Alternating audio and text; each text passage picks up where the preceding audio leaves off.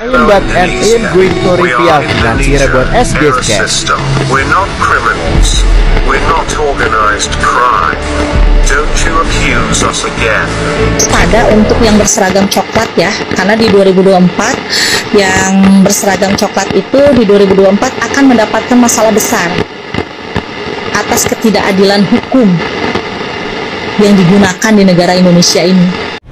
You have tried several times to harass Muslims to the point of burning the Holy Quran, which was realized right in front of the Stockholm, Turkey embassy last Saturday, January 21st.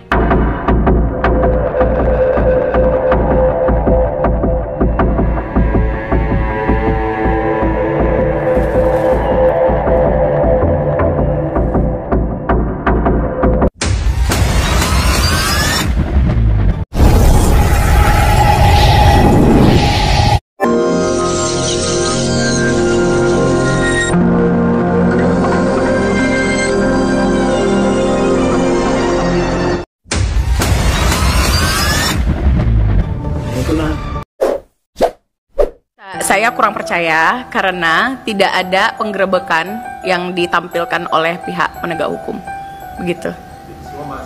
Masih tanda tanya, iya masih misteri karena juga belum berbicara. Ditangkapnya seperti apa? Jangan-jangan nanti munculnya udah bonyok, kan kita nggak pernah tahu, gitu loh. Ditangkapnya di mana, prosesnya seperti apa kan kita harus tahu, gitu loh.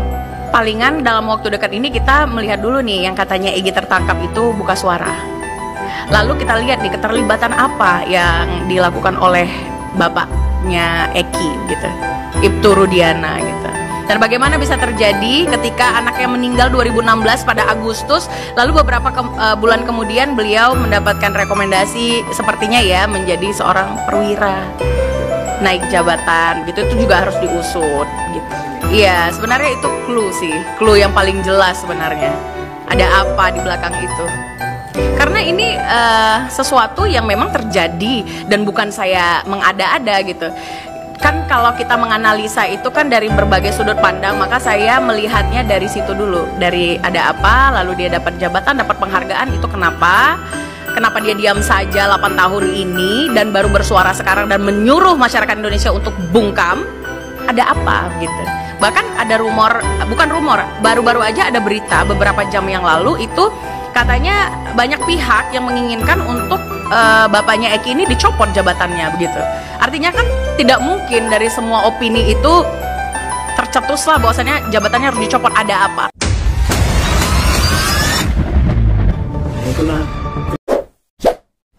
Pada untuk yang berseragam coklat ya, karena di 2024 yang berseragam coklat itu di 2024 akan mendapatkan masalah besar atas ketidakadilan hukum yang digunakan di negara Indonesia ini.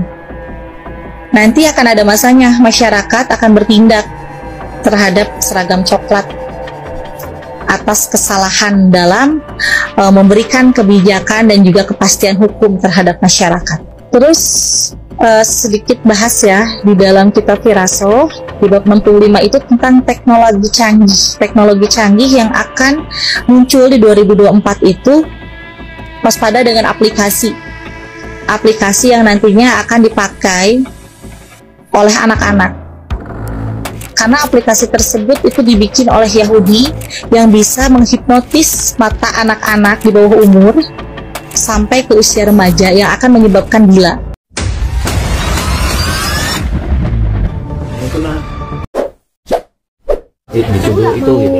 Ibu siapa namanya? Saya Angul Lestari. Ibu siapa? Kakak dari Primara Yusona yang di DPO atas nama Andi. DPO atas nama Andi. Padahal dia itu bukan anaknya bupati atau pejabat apapun. Dan yang lagi viralnya lagi, dia itu ngumpet di Malaysia, jalan-jalan ke luar negeri, padahal dia itu bukan lagi jalan-jalan. Saat kejadian Pina itu, dia itu lagi TKW di luar negeri, di Malaysia.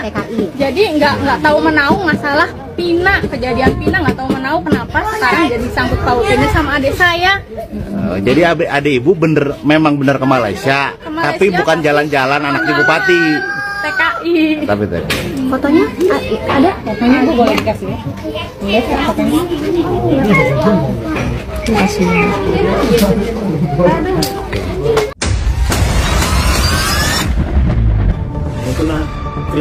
Habis itu kami dibawa ke suatu ruangan gitu. Saya masih ingat itu ruangannya di sebelahnya itu ruangan kayak sel tahanan. Kami bertiga di situ diinterogasi. Si ceritanya sebenarnya masih jadi saksi. Akhirnya kami bertiga tuh dipisah di ruang pisah diinterogasi. Saya dibawa waktu itu ke lapangan, bukan lapangan sih, kayak tempat parkir gitu, tapi luas. Di situ saya disuruh ngaku. Udah kamu mending ngaku aja, kamu ngelakuin kan?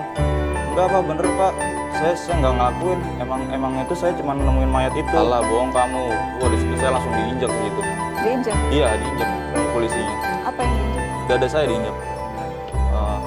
Setelah itu saya terus ditekan. Saya di situ tetap nggak ngaku karena saya merasa nggak bersalah. Akhirnya saya dibawa ke ruangan 2 orang teman saya ini. Ternyata yang si Paus sama si Yandro ini ruangannya sampingan, bisa gitu. Polisinya bilang, itu lihat teman kamu, yang 2 orang enak, mereka udah ngaku, udah dikasih kopi sama ngerokok. Tapi emang benar, saya lihat dia ngopi ngerokok gitu, badannya udah begini aja gitu. Kayak mungkin ya habis dipukulin kali sama polisi, saya disuruhin, saya nggak tahu. Tapi posisi mereka di situ udah ngaku. Akhirnya Ucok ngaku? Enggak, saya di situ belum ngaku Kak, belum ngaku. Akhirnya polisi bawa kami malam itu juga, hari itu juga ke TKP. Bawa ke TKP, disuruh melakukan adegan perkara gitu kan. Waktu itu saya terus Bagus Firdaus sama si Yandro. Di sini ceritanya ada korban gitu. Jadi si Yandro ngakuin perbuatannya kalau dia nusuk. Terus si Pau ngakuin perbuatannya kalau dia mukul. Tinggal saya kan.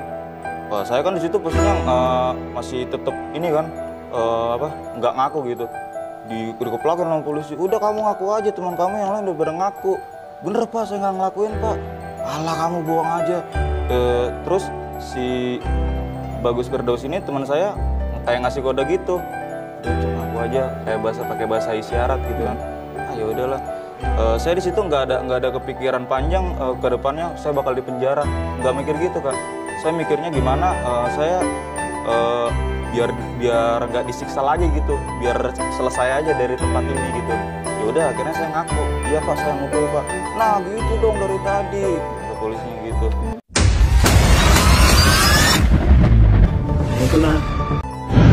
Halo Bapak Kapolda Jawa Barat, halo Bapak Direktur Tindak Pidana Umum Polda Jawa Barat. Banyak netizen senang setelah salah satu dari DPO kasus pembunuhan Vina telah tertangkap, yaitu Peggy atau Peron. Namun belakangan ini ada ribuan netizen yang komen di Instagramnya Hotman Paris yang menanyakan apakah itu asli Peggy atau Peron atau apa. Banyak yang berpertanyakan seolah-olah bukan itu pelakunya, tapi seolah-olah dibuat. Saya percaya bahwa itu adalah Peggy dan Peron, dan saya yakin cara kerja dari Polda Jawa Barat. Saya percaya cara kerja Polda Jawa Barat. Namun ada baiknya apabila Kapolda Jawa Barat memerintahkan agar dilakukan konferensi pers secara terbuka dengan menampilkan secara fisik orang DPO yang tertangkap tersebut agar masyarakat bisa menilai apakah itu asli Peggy atau Peron. Hotman 911.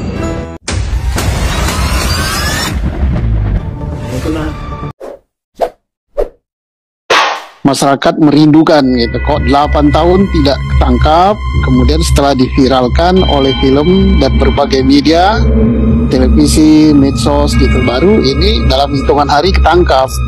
Artinya bisa ditangkap. Nah, tinggal sekarang untuk mengungkap kasus yang sebenarnya dengan tertangkapnya DPO ini gitu. Mudah-mudahan DPO ini, si Peggy ya kalau nggak salah namanya, bisa mengungkap misteri di balik itu. Mengapa 8 tahun nggak ketangkap? Kemudian apakah betul ini pembunuhan? Apakah betul ini kecelakaan lalu lintas? Kalau pembunuhan, siapa yang membunuh? Kalau kecelakaan lalu lintas, maka siapa lawannya? Atau laka sendiri gitu. Banyak misteri yang harus diungkap. Tetapi sorotan saya dari luar ya, karena saya sudah rakyat jelata gitu, adalah ini tergantung kemauan gitu kan, keseriusan waktu itu. Nah buktinya setelah diviralkan kan dalam hitungan hari kan ketangkap. Mudah-mudahan orangnya benar ya, ketangkap.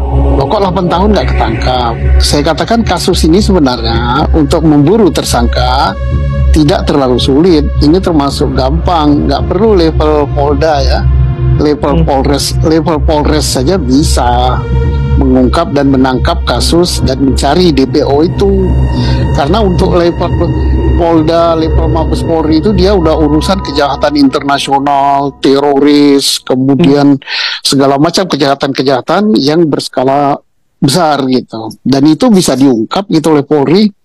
Teroris internasional aja, Nordin Muhammad Top, kemudian Dr. Azari, narkoba jaringan internasional bisa ditangkap, bisa diungkap, dan hitungannya nggak sampai tahun gitu, paling lama bulan, bahkan hanya ada berapa hari. Dan kasus ini kan gampang sekali, kalau betul itu DPO-nya itu ada orangnya, kan ini kan hanya anak-anak geng motor, apa susahnya nyarinya kan? Namanya jelas, nama orang tuanya jelas, alamatnya jelas, serba jelas gitu. Jadi nggak ada kesulitan gitu. Ya. Jadi mengapa lambat? Nah maka saya katakan ini faktornya adalah kemauan gitu. Nah berarti Polda Jawa Barat yang nangani. Tidak mungkin bisa mengecoh Polda sampai 8 tahun. Nah ini mengapa sampai 8 tahun? Ini berarti bukan si buronan ini yang mengecoh polisi, tapi polisi yang terkecoh-kecoh. Ya gimana ya bilangnya, nggak tahu lah.